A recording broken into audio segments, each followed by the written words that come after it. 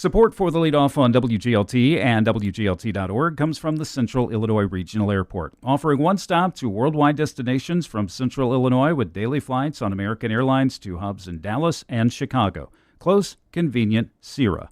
More at CIRA.com. The senior member of the Normal Town Council says there's something missing in the debate over closing or not closing fire stations. It is one of the things you need to know to start your day for Thursday, December 4th. I'm Ryan Denham, and this is WGLT's The Leadoff. Now let's lead off with a visit to McLean County from two Illinois Supreme Court justices. WGLT's Lauren Warnicki has more. Yesterday was the 23rd of Justice Elizabeth Rochford's 31 stops across the state.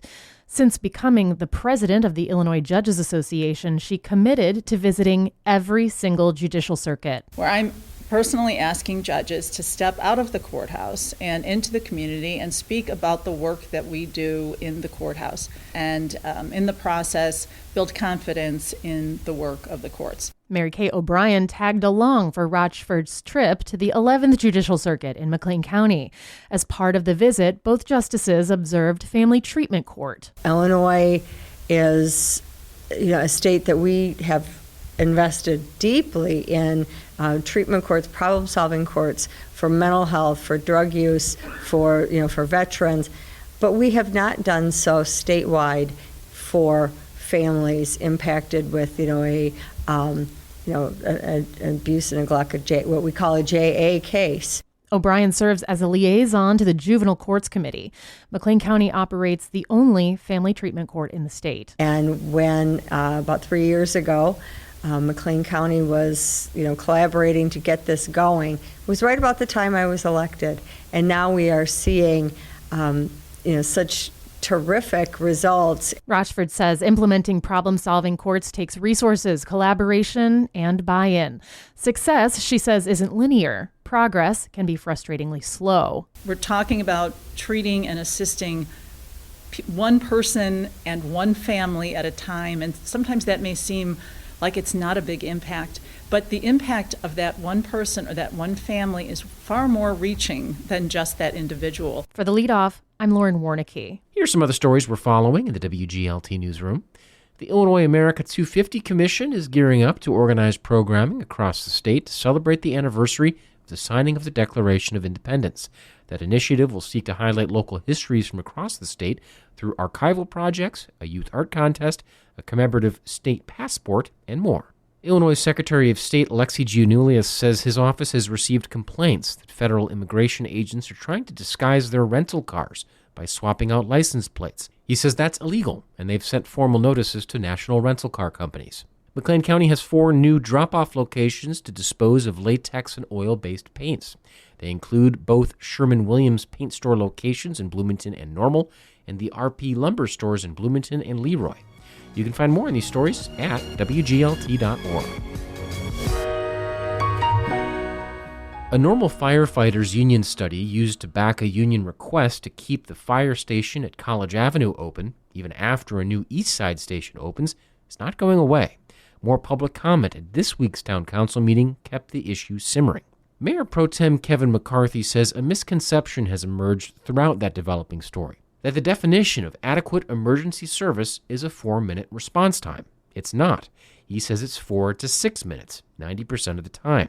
And in this interview with WGLT's Charlie Schlenker, McCarthy says the union's focus on increased call volume since the town planned to relocate fire stations is misplaced. What we do know is that the call volume certainly is the highest at the headquarters, right?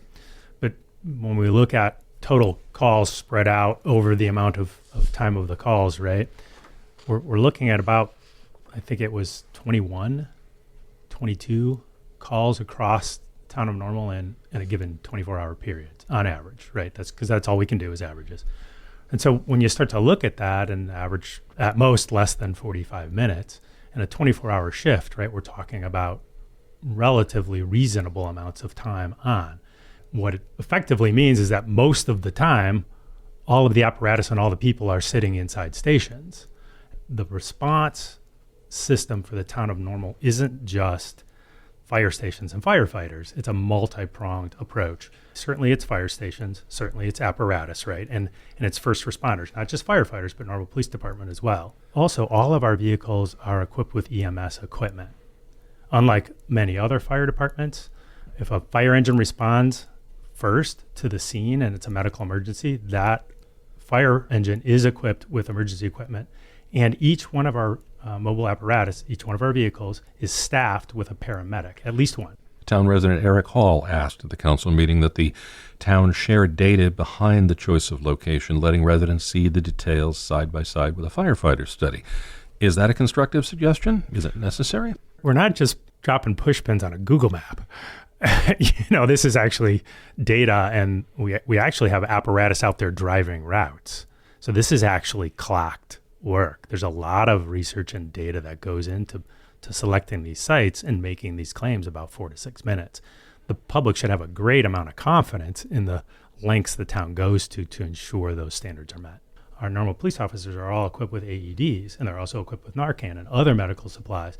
All first responders can begin care of the highest emergency needs out there. The system is designed for multiple success points, not just one success path. So mutual aid is another one. There's been a number of quotes on mutual aid as if that's a problem. It's not. Let me ask you about a letter to Normal Town Council members from Chris Newcomb, the system coordinator for McLean County Area EMS. In the document, Newcomb refers to, quote, the tenuous state of EMS coverage in our community. Do you believe that quote accurately reflects the state of EMS service in Normal? I do not. And my understanding of that situation is that was that individual's personal political viewpoint. That was not the viewpoint of the agency, from what I understand. The agency sponsors and funders were made aware of that letter. They were not, and apologized and reiterated that that does not reflect the official position of that agency and that service. Kevin McCarthy is Mayor Pro Tem for the town of Normal. He spoke with Charlie Schlenker. You can read or listen to the rest of their conversation at WGLT.org. And before we let you go, the Normal Planning Commission meets today at 5 at City Hall. On the agenda is a proposed parking lot expansion at the Tabernacle Church on West Hovey Avenue in far West Normal. And that is it for today. I'm Ryan Denham. The show is produced by Cheyenne Brown. You can subscribe to the Leadoff on the NPR app or wherever you get your podcasts.